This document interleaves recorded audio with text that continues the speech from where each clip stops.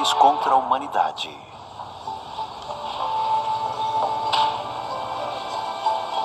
Pronto? Certo, obrigada. Atenção, já vai começar. Rodando. Genocídio, assassinatos em massa, crimes contra a humanidade. Eu sempre quis entender como as pessoas podem participar de atos que são odiosos, que são malignos, destrutivos, que são monstruosos. Como é que nós, humanos, chegamos a esse ponto? E, ao mesmo tempo, como alguns conseguem resistir ao mal e combater a crueldade?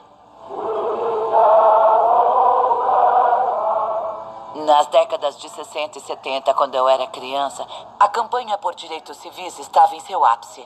As conversas à mesa de jantar eram sobre direitos civis, sobre o certo e o errado, sobre justiça.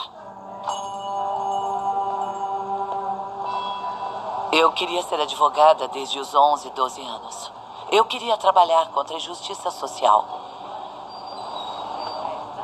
Comecei a minha carreira como defensora pública na Filadélfia. Nos últimos 25 anos, eu tenho trabalhado como advogada criminal de âmbito internacional, em nome da promotoria com crime de guerra, genocídios ou crimes contra a humanidade. Os muçulmanos rohingyas são as principais vítimas do massacre em Myanmar. Que costumavam ser consequência de uma perseguição implacável. O êxodo de Ruanda é imenso. Que pode levar a centenas de milhares de mortes. Os resultados da guerra civil na Síria. Esse tipo de crime tem ocorrido em toda a história. Mesmo aqui, nos Estados Unidos. Então, este é o Memorial Nacional da Paz e da Justiça. Essas terras eram ocupadas pelas populações nativas. E elas foram aniquiladas e expulsas da sua terra. Ninguém neste país tem noção do genocídio indígena. Na verdade, quando usamos essa palavra, as pessoas não entendem do que estamos falando. A chave do genocídio estaria no desejo de destruir o outro. A forma como fizeram nos Estados Unidos foi criando uma narrativa de diferenças raciais. Certo. Eles são selvagens, não são humanos de verdade. E essa retórica foi usada para justificar a violência.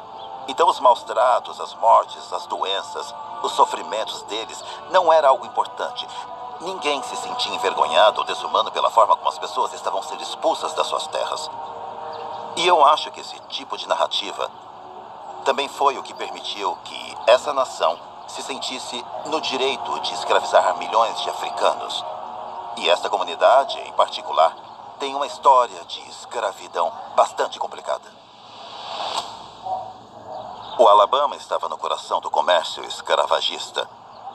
E em 1860, 2/3 das pessoas vivendo nesta região eram de negros escravos. Por séculos, a narrativa de inferioridade racial foi usada para justificar a escravidão. Mas depois da abolição, os brancos decidiram manter sua dominância racial e criaram uma nova ordem social com o regime Jim Crow. No direito internacional, isso seria chamado de apartheid.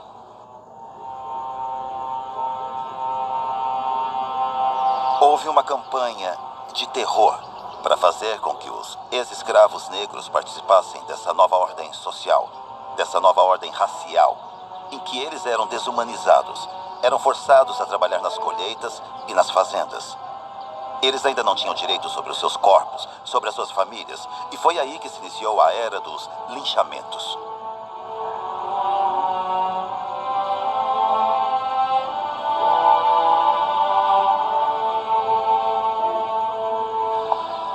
Este monumento dá uma ideia de distribuição dessa violência.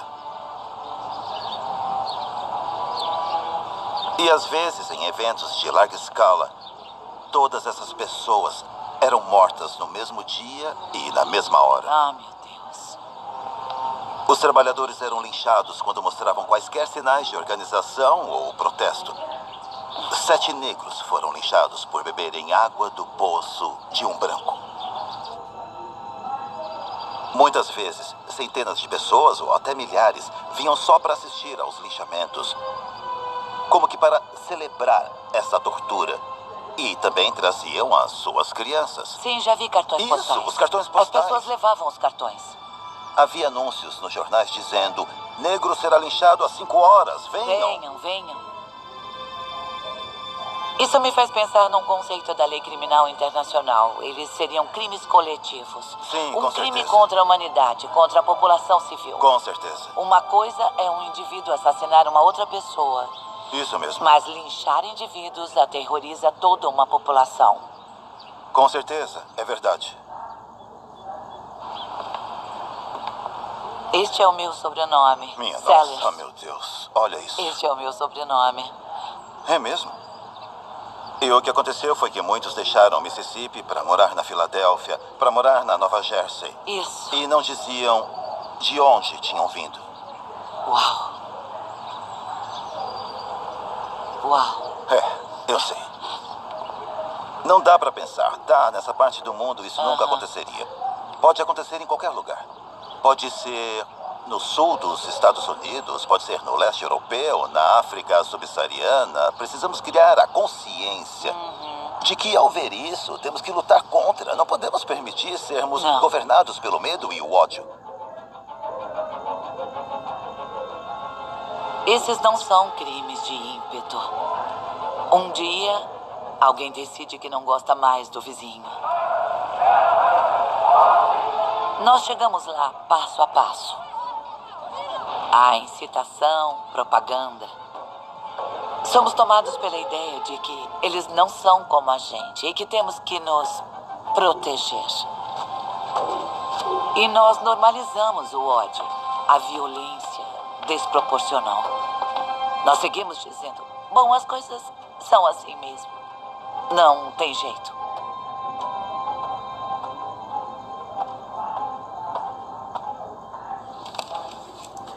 E ao me lembrar de vários casos em que trabalhei, de crimes contra a humanidade ou genocídio, costuma sempre haver um líder.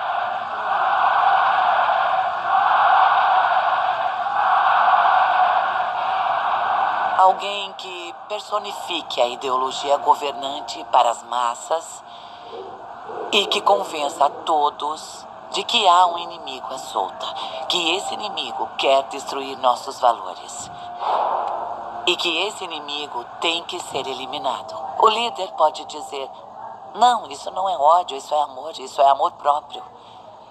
Vamos reconquistar a nossa glória. Tudo começou em 18 de abril de 1975, quando Pol Pot declarou ser o primeiro dia do ano zero. O Pol Pot foi o líder da Revolução do Khmer Vermelho, no Camboja, um pequeno país no Sudeste Asiático. Ele é um exemplo perfeito do tipo de liderança que leva a uma histeria ou loucura nacional. Décadas de humilhações sob o jugo dos colonizadores franceses e dos invasores militares norte-americanos levaram a um desejo de transformação social e a sua distorção em um regime fechado. Há dois inimigos contra quem lutar. O primeiro é o imperialismo, principalmente o dos Estados Unidos. O segundo é o privilégio de classes. O Pol Pot lembrou os cambojanos de seu passado glorioso. Angkor foi um antigo reino esplendoroso do Khmer. Era uma capital cosmopolita vibrante, como Paris ou Londres. Então o Pol Pot dizia ao seu povo: nós iremos recuperar a glória do século XII. Em uma geração ele iria tornar o Camboja grande outra vez. Para fazer isso, ele teria que erradicar os elementos corruptos da sociedade. Os capitalistas e intelectuais que, segundo ele, exploravam os cambojanos decentes. Esses inimigos da revolução não podiam ser poupados. Quase 2 milhões de pessoas, cerca de 1/4 da população, morreram durante o governo do Khmer Vermelho de 1975 a 1979. Mas para matar tantas pessoas, é preciso haver uma espécie de máquina, uma organização. Não somente o Pol Pot, mas aqueles que o cercavam. O diretor prisional Kang Kek-yu, conhecido como Camarada Deutsch, admite ter supervisionado a morte de mais de 15 mil pessoas. A corte considera Kang Kek-yu culpado. E agora o homem que ordenou essas mortes foi condenado por crimes contra a humanidade, extermínio, tortura, perseguição e escravização. Seus crimes foram considerados entre os mais hediondos jamais cometidos. A sua sentença foi a mais pesada possível, prisão perpétua. Nós podemos ter uma compreensão legal das evidências, dos fatos, mas sempre fica a questão fundamental. Por quê eles fizeram isso? Como foram capazes? O camarada Deutsch dirigiu o famoso centro de torturas S-21. Foi o primeiro veredito da Corte Internacional, mais de 3 décadas depois das atrocidades no Camboja.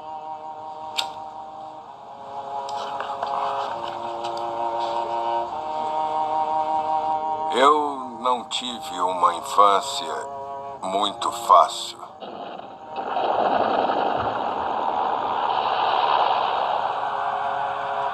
Quando o Khmer Vermelho chegou, de uma hora para outra, nos vimos obrigados a trabalhar nos campos de arroz dia e noite.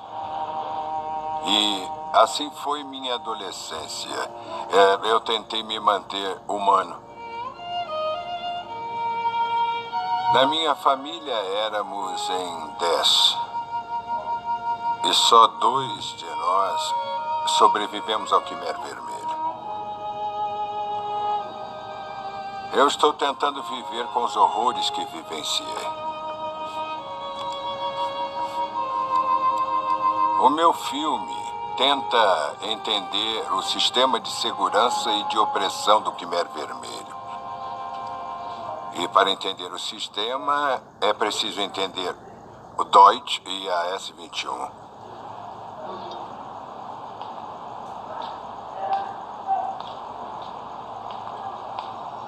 Quando filmei o Deutsch, eu fiquei tão perto que eu podia tocá-lo. Era como estar próximo do mal. Esse senhor, que foi professor de matemática, que era bem educado, que falava outras línguas, que entendia de pintura e de poesia. O que eu queria saber era onde estava a sua consciência quando cometia esses crimes. Eu entrei na Revolução para servir ao meu país. Jurei de mão levantada lealdade ao partido. Eu era dedicado à causa.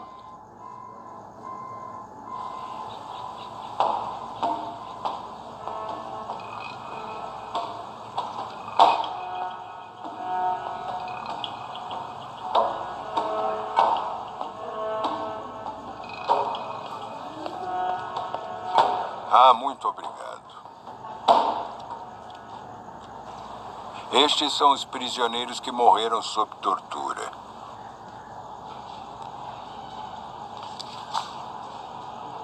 A Revolução não só matou gente. Era preciso legitimar a violência. O ódio precisava ser combinado com uma ideologia. Quem era preso era considerado inimigo. Nós os fazíamos confessar que tinham traído o partido. Aqui está. O prisioneiro escrevia uma confissão de que era um inimigo da Revolução. E aí eles eram mortos. Aqui, esta é a letra do Deutsch. Toda vez que o prisioneiro escrevia uma confissão, o Deutsch ali mandava que ele reescrevesse. E isso podia acontecer 20, 30 vezes ou mais. Esta é minha letra. Sua confissão não serve. Queime. E havia tortura. A tortura podia ser cortes, arrancar unhas, chicotadas, sufocamento. Choque elétrico e excremento. Nós o fizemos engolir umas 3 colheres de fezes.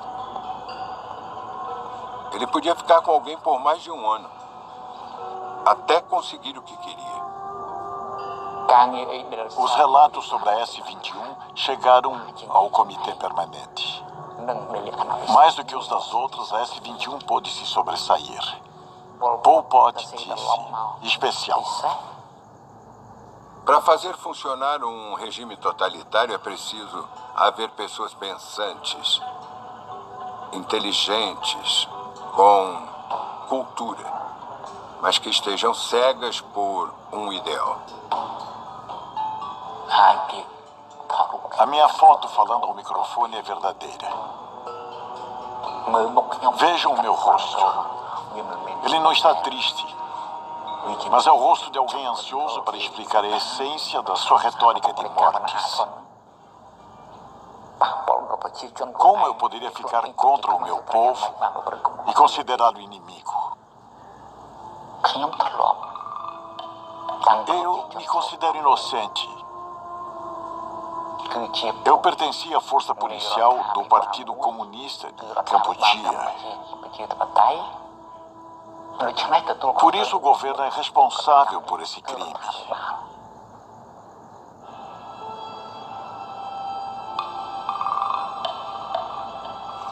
O Deutsch disse que eu poderia ter sido um bom diretor da S-21. Eu disse não. Você ocupou seu lugar e eu estou no meu. Essa é a perversidade do Deutsch, dizer que qualquer um poderia fazer o que ele fez. Todos os assassinos dizem isso. Será que qualquer um poderia ser como o Deutsch? Não. Há uma escolha. Todos os grandes criminosos fizeram uma escolha. A maioria acredita que nunca cometeria um crime contra a humanidade. Mas no meu trabalho de acusar crimes de guerra, fico surpresa de quantas pessoas já fizeram essa escolha. Mas o que acordaria esse monstro dentro de nós?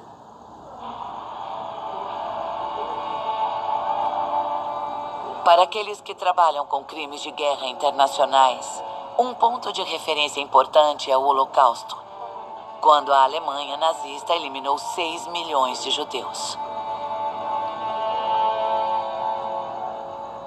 Depois da Segunda Guerra Mundial, quando a dimensão do Holocausto foi revelada, levantaram-se várias questões. Como isso pôde acontecer? Seria da nossa natureza nos tratar com tanta crueldade? Em Jerusalém foi realizado o julgamento de Adolf Eichmann, revivendo as lembranças dos horrores nazistas da Segunda Guerra Mundial.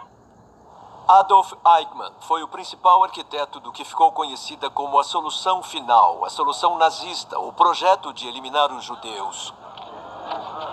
O que todos esperavam era ver um monstro. Mas, na verdade, o que viram foi um homem que parecia assustadoramente normal. Eu não tinha pensado numa solução sangrenta, muito menos numa tão violenta. De alguma forma, isso foi o que mais chocou, a ideia de que os perpetradores de tanta maldade, aqueles que estiveram na liderança, os responsáveis pelo Holocausto, eram gente como eu e você.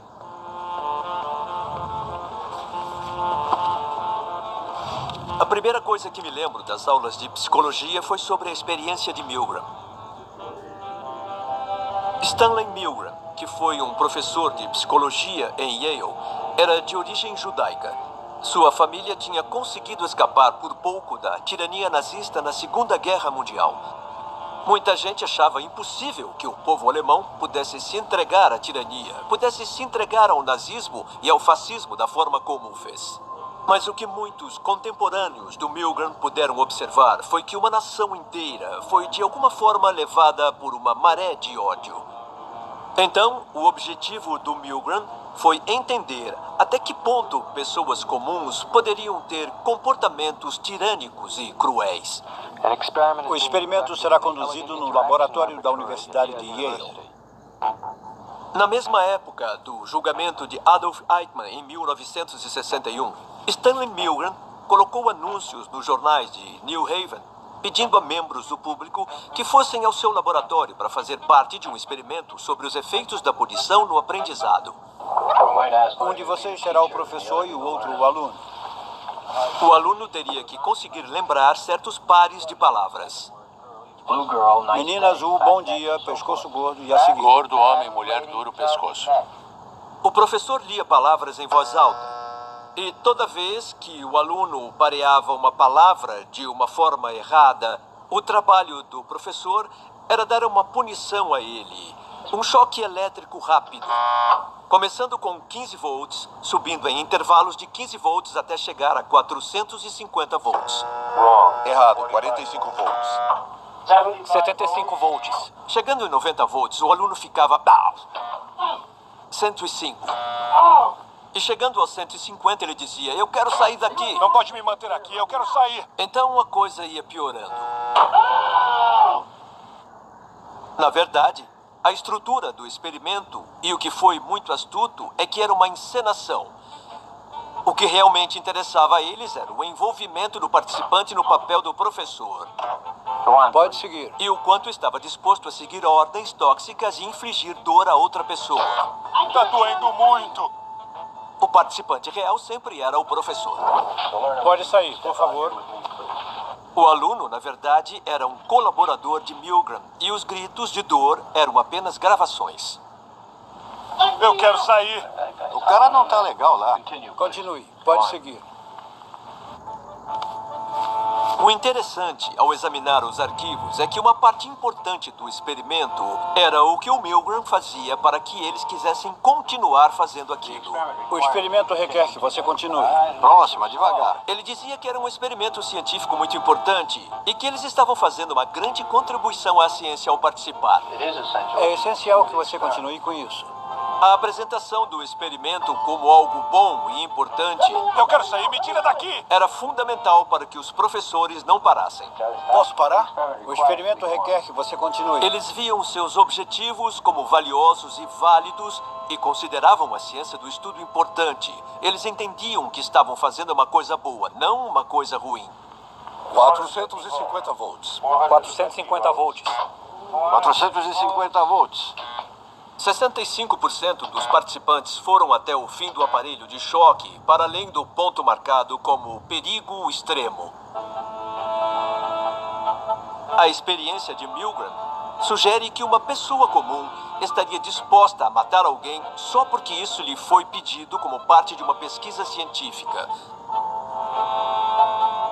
E é claro que isso foi um achado chocante, surpreendente, alarmante e extremamente provocativo. Caso de número IT0368T. Promotoria contra Nasser Ort. Depois do Holocausto, surgiram novas leis, como a Convenção contra o Genocídio. Promotoria contra Dragan Nikolic. Mas todas essas leis internacionais e instituições levaram à questão: quem deve ser responsabilizado pelos crimes? Somente líderes como Hitler ou os administradores do alto escalão como Adolf Eichmann ou o camarada Deutsch? E os subalternos que executaram as suas ordens, eles também seriam culpados?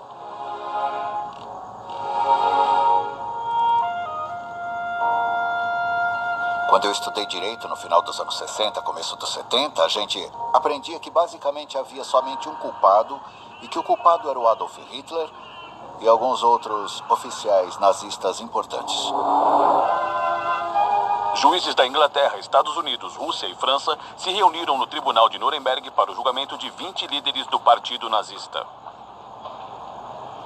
A Alemanha conseguiu bastante através desses julgamentos de nazistas, mas isso não foi suficiente. Menos de 5% dos criminosos acabaram chegando aos tribunais. O Christoph Huckel foi um advogado corporativo internacional por várias décadas. Mas alguns anos atrás ele começou a processar criminosos de guerra nazistas. E hoje, ele está representando os sobreviventes judeus do campo de concentração de Stutthof, no norte da Polônia. Stutthof foi um dos primeiros campos de concentração construídos fora da Alemanha. Mais de 60 mil pessoas foram mortas ali e entre as vítimas estavam poloneses, judeus, prisioneiros de guerra soviéticos. O julgamento de Stutthof na Alemanha é algo novo e diferente, porque a promotoria alemã acusou 2 guardas da SS de patente baixa. E o que eles dizem é que quem manda alguém para um campo de concentração, conhecendo as condições de vida num campo de concentração, sabe com quase total certeza que essa pessoa vai morrer. Então, mandar alguém para lá e ser um guarda lá seria uma tentativa de assassinato ou uma participação numa tentativa de assassinato. Havia cerca de 2.000 homens da SS em Stutthof guardando o campo. E agora temos 2 homens sendo julgados por esses crimes. E sua defesa é basicamente: eu só segui ordens e não tinha noção do que estava acontecendo ali. Todo mundo parecia saudável e bem alimentado. Então, se o acusado disser eu não estava ciente das condições horríveis, isso pode não ser um argumento plausível para a defesa.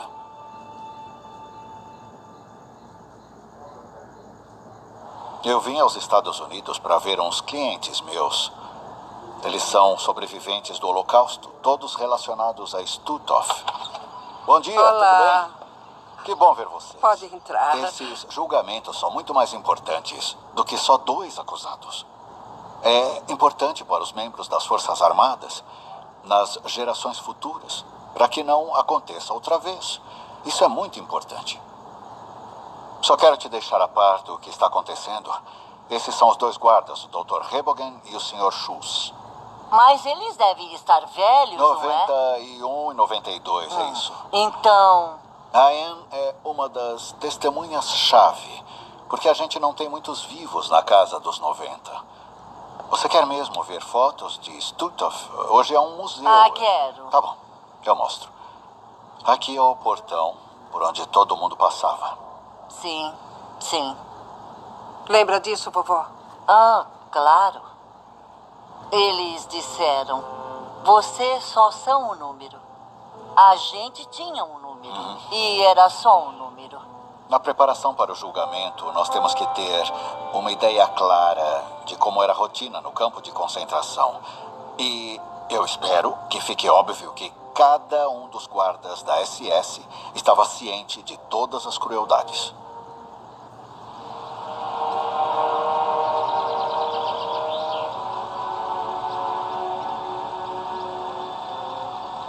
O objetivo de visitar Stutthof é porque é muito importante, num julgamento, a gente conhecer, vamos dizer assim, a cena do crime. E a cena do crime foi Stutthof. Eles entravam por aqui. Tá certo. E depois recebiam os seus números. Estavam todos morrendo de fome. Eles só ficavam pensando em comida. Os alemães sabiam que uma pessoa só conseguia sobreviver ali por 3, 4 meses, nada mais. Nada mais, 3, 4 meses. Aqui é a câmara de gás. Eles iam pro telhado e jogavam o gás Zyklon B. Isso. Nossa. Eles gritavam, choravam ali. Eles não podiam respirar. E em poucos minutos estavam mortos. No começo havia um forno. Ele queimava uns 5, 6 corpos a cada hora. Mas não era o bastante para o campo. Então eles fizeram mais 2 fornos. Eu tenho que sair. Eu tenho que sair. Isso é demais.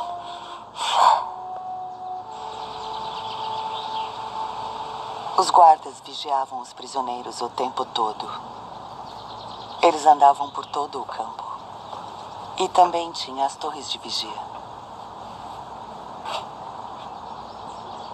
É incrível o que se vê daqui.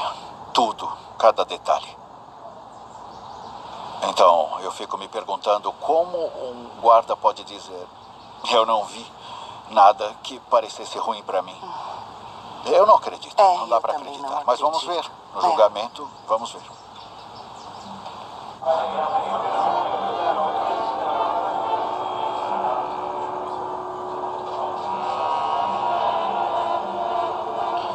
Eu não tenho condições de dizer o que eu teria feito. É muito difícil imaginar.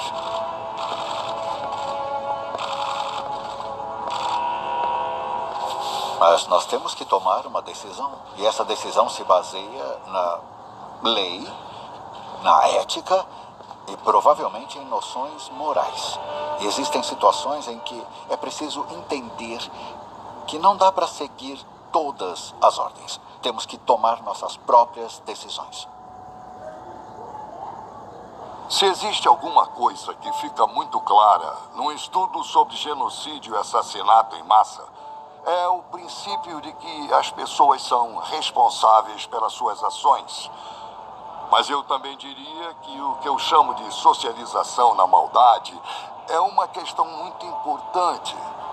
Porque o indivíduo não precisa ser um assassino de nascença. Todos temos elementos de ódio em nós que são potencialmente muito fortes, e uma determinada ideologia que seja totalitária e destrutiva pode evocar e intensificar esse tipo de ódio e torná-lo coletivo. Os crimes de genocídio contra a humanidade não são somente cometidos pelos líderes e oficiais de alta patente. Os genocídios são cometidos por gente de todos os níveis através da cumplicidade, ajuda e incentivo mútuos. Independentemente do desfecho do julgamento de Stutthof, acusar os guardas de patente inferior nos lembra sobre uma verdade essencial. Eles poderiam ser nossos vizinhos ou até nós. Nós temos a capacidade de fazer as coisas mais monstruosas que nenhum de nós se julgaria capaz de fazer. Mas também temos a capacidade de fazer uma escolha que é a de nunca fazer isso. Acho que essa capacidade tem a mesma força. O que faz a diferença para que uma pessoa ou outra se expresse? Acho que essa é uma questão intrigante. O que faz com que uma pessoa expresse o lado monstruoso do seu ser e outros que vivem entre monstros se mantenham humanos? 450 volts. Uma proporção substancial faz o que é mandado, contanto que achem que o comando veio de uma autoridade legítima. Muita gente costuma se referir à experiência de Milgram como se houvesse apenas uma versão dela. Mas muitos pesquisadores examinaram as suas anotações, verificaram os seus dados e, na verdade, começaram a questionar esse desejo das pessoas de infligir a dor. Preste atenção nas instruções. Tudo se resume à tensão entre, de um lado, ouvir a voz do pesquisador.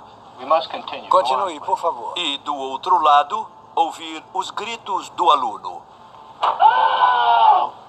E o que o Milgram fez com cerca de 25 a 30 versões do seu estudo foi manipular essas forças. E o que se viu é que os níveis de obediência também podem mudar. Há uma variante, que é a condição 24, quando os participantes trouxeram um amigo. E o amigo seria o aluno e o participante seria o professor. Não dá para continuar. E o que ele descobriu foi que, nesse caso, uma pequena porcentagem, creio que uns 15% das pessoas foi até o final do nível de choque. Quer ele goste ou não, temos que continuar até ele aprender todas as palavras. O que o pesquisador tentou fazer foi estabelecer uma estrutura categorial na situação. Somos nós, os experimentadores, e os alunos são eles. Eu não quero continuar se ele for ferido. Os participantes percebem, não tem uma estrutura categorial diferente aqui. O aluno não é eles, ele é nós. Sinto muito. Prefiro parar e ir embora. No laboratório, os sujeitos desobedientes de Milgram resistiram às ordens de ferir os outros. Mas como seria no mundo real? Sentem-se. Quando trabalhei no Tribunal para o Genocídio de 1994 em Ruanda, Eu queria saber como alguns indivíduos conseguiram resistir mesmo depois do ódio e violência se tornarem a regra. Desde o início do dia, o grupo étnico dos Hutus está perseguindo e assassinando os Tutsis e os Hutus mais moderados. Cerca de 800 mil pessoas foram assassinadas em apenas 100 dias. Os Hutus e os Tutsis comiam lado a lado por Deus sabe quantos anos. Mas como houve uma campanha muito agressiva para promover o ódio contra os Tutsis, as pessoas se voltaram contra seus semelhantes a ponto de matá-los.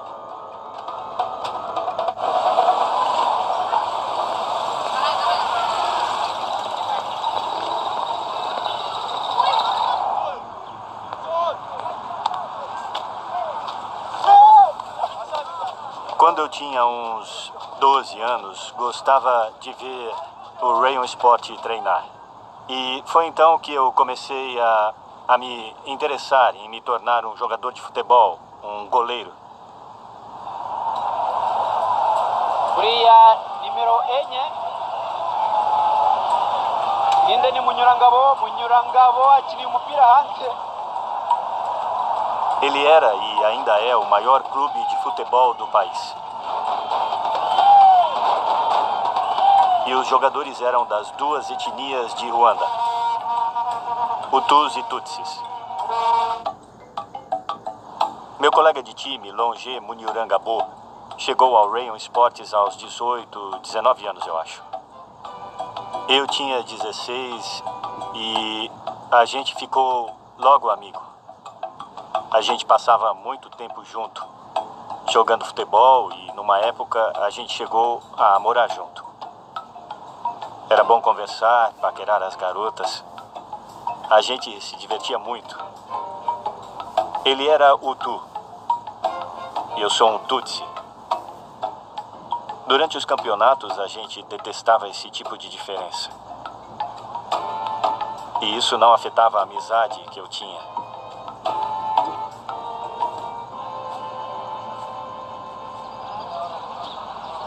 Naquela montanha ali foi onde os soldados do regime ficaram acampados, pouco antes de começar o genocídio. Os soldados foram de casa em casa, matando Tutsis. Então eu decidi ir me esconder na casa do meu amigo, o Longe.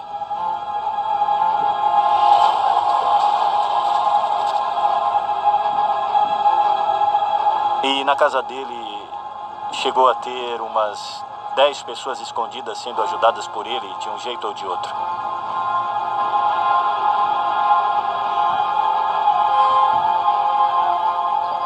A gente realmente acreditava que não ia sair dali vivo. O Longe sabia que estava correndo perigo.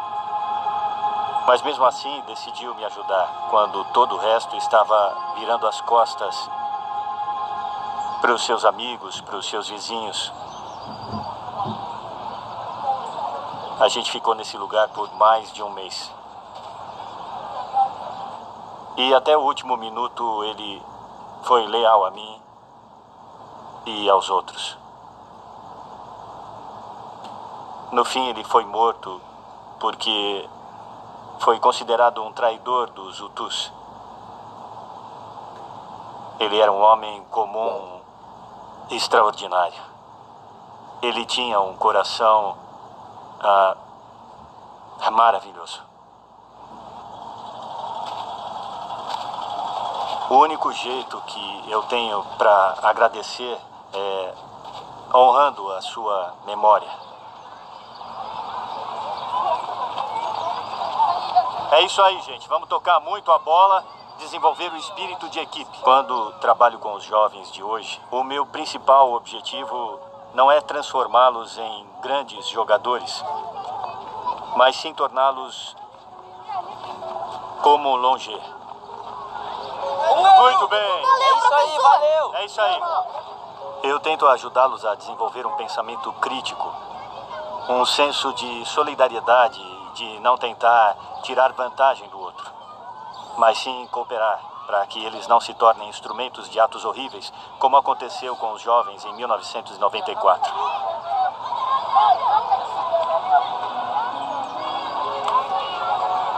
Praticamente todos os sobreviventes do genocídio neste país estão vivos por causa da ajuda que receberam dos seus amigos, dos seus vizinhos.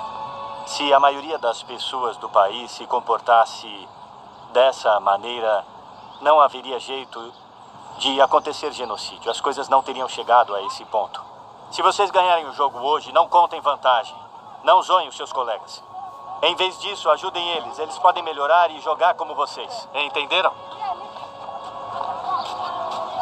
Os jovens que a gente encontra hoje neste país ou em qualquer outra parte do mundo, as suas vidas podem ser transformadas graças à coragem que o Longé demonstrou.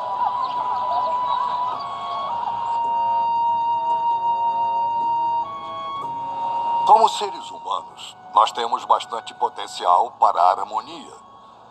Nós também temos um grande potencial para o ódio e a violência. Nós fomos criados com a capacidade de poder expressar um lado ou outro. Somos capazes de confrontar um genocídio, mas com certeza não somos capazes de garantir que um genocídio nunca mais ocorra. Como as pessoas resistem ao poder do ódio e mantêm a sua habilidade de pensar criticamente e de agir com compaixão? 450 volts. Quando tomamos parte num genocídio, não estamos somente desumanizando as vítimas, os outros. Também estamos destruindo a nossa humanidade. Nem todo mundo se torna mau. Alguns não só permanecem humanos, mas fazem gestos extraordinários.